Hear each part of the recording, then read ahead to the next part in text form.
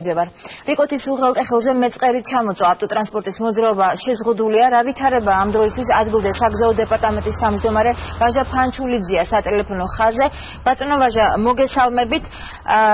გზის რა მონაკვეთზე ჩამოწვა კონკრეტულად მეწყერი და რამდენად მნიშვნელოვანი დაზიანება გამოიწვია ამან? საუბარი არის თბილისიდან აკილეშვილის 156 კილომეტრი. მდებარეობს რიკოთის საუღელტეხილო მონაკვეთის დასავლეთი პორტალის მხრიდან 3 კილომეტრის შემდგომ. დაახლოებით რამოდენიმე საათის უკან ჩამოწვა მიწათების ნაშალი, რამაც გამოიწვია მოძრაობის შეფერხება.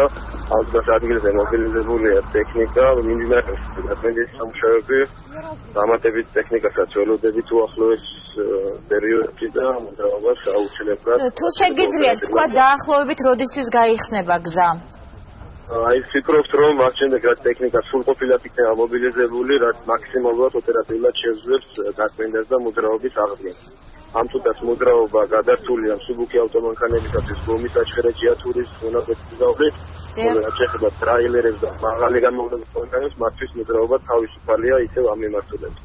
მხოლოდ მსუბუქებისთვისაა მოძრაობა შეფერხებული. სავარაუდოდ მაინც დაახლოებით რომ თქვათ რამდენი ხანში? ვფიქრობ, რომ დღის ბოლომდე ყველა ვარიანტი შევძლოთ. დიდი მადლობა კურიერის